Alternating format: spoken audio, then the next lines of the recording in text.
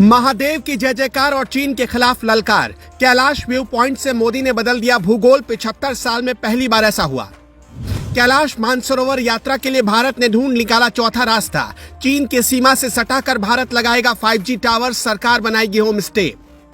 भारत के लोगों के जहन से डर कैसे निकाल रहे मोदी। चीन की सीमा से सटाकर मोदी बना रहे शिवधाम, जहां से दिखेगा कैलाश पर्वत।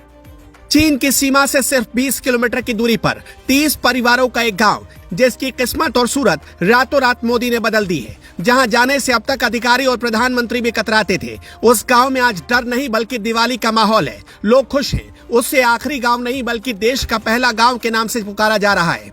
एक दौर तो आपको याद ही होगा जब कश्मीर के लाल चौक पर भी दिन में आप नहीं जा सकते थे। आपको वहां जाने के लिए भारी भरकम सुरक्षा चाहिए होती थी, लेकिन मोदी राज में हिंदुस्तान ने यह हालात बदल दिया और अब बिना सुरक्षा के भी आप घाटी में कहीं भी जा सकते हैं। और उसी घाटी में अब राहुल गांधी अपनी बहन के साथ बर्फ के गोलों से खेलते भी हैं। और जिस चीन की सीमा पर 75 सालों में कोई भी प्रधानमंत्री नहीं पहुंच पाया, वहां पहुंचकर पीएम मोदी ने ध्यान किया, साधना की, पूजा पाठ किया और चीन से सटे उसी सीमा पर अब पार्वती धाम भी बनाने जा रहे हैं।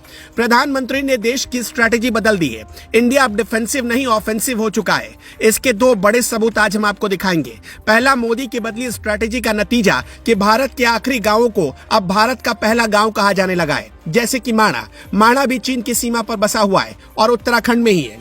इसी तरह पिथौरागढ़ के जोलिंगकोंग के गुची गांव को भी भारत का आखिरी गांव नहीं बल्कि पहला गांव कहा जाएगा। और 30 परिवार जो यहाँ रहते हैं, इस गांव से चीन की सीमा नजर आती है। यहीं से कैलाश पर्वत भी नजर आता है। पीएम मोदी जब उत्तराखंड के दौरे पर पहुंचे तो सबसे पहले पिथौरागढ़ में कैलाश व्यू पॉइंट से आदि कैलाश के दर्शन किए। फिर भारत चीन सीमा से सटे गुजी गांव गए। बाद में अल्मोड़ा में जागेश्वर धाम पर माथा टेका। पीएम मोदी ने पिथौरागढ़ जिले के जोलिंगकोंग में पार्वती कुंड के पास ध्यान लगाया। वहां से आदि कैलाश के दर्शन भी किए।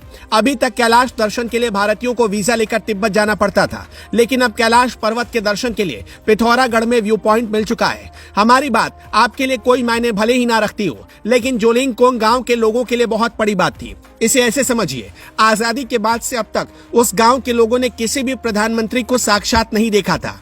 मतलब कोई भी प्रधानमंत्री उस गांव में नहीं पहुंचा था। देश में 18 प्रधानमंत्री हुए, लेकिन अब तक चीन की सीमा से सटे कैलाश व्यू पॉइंट के सामने पहुंचकर पूजा पाठ, साधना और मां पार्वती की सेवा करने की हिम्मत किसी प्रधानमंत्री ने नहीं दिखाई थी, जिसे नरेंद्र मोदी ने कर दिखाया। यहाँ के गुजी गांव में सिर्फ 25 से 30 परिवार रहते हैं, लेकिन उन्हें डायरेक्ट दिल्ली से जोड़ने के लिए मोदी ने खजाना भी खोल दिया और 4200 करोड़ रुपए की सौगात दे दी। गुजी गांव में रंग जनजाति के लोग रहते हैं। यहाँ से चीन का बॉर्डर सिर्फ 20 किलोमीटर है। 30 परिवार वाले इस गांव में पीएम मोदी ने शिवधाम बनाने का निर्णय लिया है। अगले 2 साल में गुंजी गांव की सूरत बदल जाएगी। यहाँ तीर्थ यात्रियों के रहने और ठहरने के लिए होटल और यात्री निवास बनाए जाएंगे। यहाँ होम स्टे बनाए जाएंगे और 5G नेटवर्क पहुंचाया जाएगा। नरेंद्र मोदी ने रंग जनजाति के कपड़े पहने। भोटिया जनजाति को परंपरागत तौर पर रंग कहा जाता है। नरेंद्र मोदी ने जो सफेद परिधान पहना वो रंग जनजाति के पुरुषों का पहनावा है। पूजा पाठ के लिए सफेद परिधान और पगड़ी पहनना अनिवार्य है। गुंजी गांव के लोगों ने खुद से बनाई सफेद भोटिया ड्रेस पीएम मोदी को गिफ्ट में दी थी।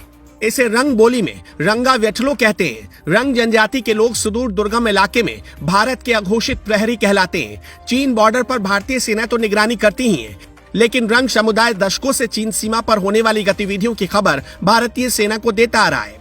रंग समाज के लोग दारमा, व्यास और चौदास की घाटियों में रहते हैं। 1962 में जब भारत चीन का युद्ध हुआ तो अब रंग समाज ने ही सेना के लिए दुर्गम इलाकों में रसद पहुंचाया था और रास्ते तैयार करवाए थे। नरेंद्र मोदी रंग समाज के लोगों का ऋण चुकाने पहुंचे थे।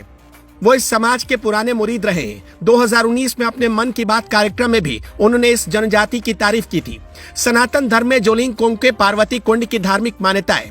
शिव पुराण की कथाओं के मुताबिक पार्वती कुंड को गौरी कुंड भी कहा जाता है। इसी कुंड में स्नान से पहले माता पार्वती ने गणेश की रचना की और उन्हें जीवन दिया। माँ गौरी ने गणेश को प्रहरी बना दिया। जब भगवान शिव कुंड के पास आए तो गणेश ने उन्हें रोक दिया। नाराज शिव ने गणेश का सिर काट दिया। देवी पार्वती को जब इसका पता चला तो उन्होंने अपने पुत्र को जीवन देने की प्रार्थना की। भगवान शिव ने तब उन्हें हाथी का सिर प्रदान किया। मान्यता है कि ये सारी घटना इसी गौरी कुंड में घटित हुई। पार्वती कुंड ज्यादा बड़ा नहीं है, मगर हिंदुओं की आस्था से जुड़ा हुआ है। कैलाश मानसरोवर यात्रा के दौरान जोलिंगकोंग और गुंजी गांव बड़ा पड़ाव है। वैसे मोदी के दौरे में भारत ने वो रास्ता भी खोज लिया जिससे अब कैलाश मानसरोवर जाने के लिए तिब्बत के रास्ते की जरूरत नहीं पड़ेगी। वो रास्ता कौन सा है? उत्तराखंड के पिथौरागढ़ जिले की 18,000 फीट की ऊंचाई पर लिपुलेख की पहाड़ियों से कैलाश पर्वत साफ दिखाई देता है। यहाँ से पर्वत की हवाई दूरी सिर्फ 50 किलोमीटर है। इस नए दर्शन मार्ग को इसी रंग जनजाति के लोगों ने तलाशा। करीब 3 महीने पहले उसकी सूचना जब अफसरों को दी गई तब सारा रोड मैप, लोगों के ठहरने की व्यवस्था, दर्शन पॉइंट तक जाने का रूट सहित सभी चीजों का सर्वे हुआ। लिपुलेख की जिस पहाड़ी से कैलाश पर्वत दिखता है वो नाभि ढांग के ठीक 2 किलोमीटर ऊपर है। यहाँ से 4 से 5 दिन की यात्रा करके कैलाश पर्वत के दर्शन के लिए पहुंच सकते हैं। श्रद्धालुओं को सड़क मार्ग से धारचूला और बूढ़ी के रास्ते नाभि ढांग तक पहुंचना होगा। इसके बाद 2 किलोमीटर की चढ़ाई को पैदल तय करना होगा। स्थानीय लोगों का ये भी दावा है कि पिथौरागढ़ के ही जोलिंग कॉन्ग से 25 किलोमीटर दूर लिम्पियाधुरा चोटी से भी कैलाश पर्वत के दर्शन हो सकते हैं। लिम्पियाधुरा चोटी के पास ओम पर्वत, आदि कैलाश और पार्वती सरोवर है। यहाँ से कैलाश पर्वत के दर्शन होने से इस क्षेत्र में धार्मिक पर्यटन का स्कोप बढ़ गया है। अभी तक कैलाश मानसरोवर की यात्रा 3 रास्तों से होती थी। पहला रास्ता था लिपुलेख दर्रा जो उत्तराखंड से होकर जाता है और यहीं से एक दूसरा विकल्प भी खुला है। दूसरा रास्ता नाथू दर्रा जो सिक्किम से होकर जाता है और तीसरा रास्ता काठमांडू से होकर जाता है। इन तीनों रास्तों पर कम से कम 14 दिन और ज्यादा से ज्यादा 21 दिन का समय लगता था, लेकिन नया रास्ता भी अब खोज लिया गया है। प्रधानमंत्री नरेंद्र मोदी के दिल में बसता है उत्तराखंड और उत्तराखंड में 4 धाम की यात्रा, ऑल वेदर सड़क और उत्तराखंड के विकास को लेकर प्रधानमंत्री ने 9 सालों में जैसी कोशिश की, उस पर आपका क्या मानना है हमें कमेंट बॉक्स में जरूर बताइएगा।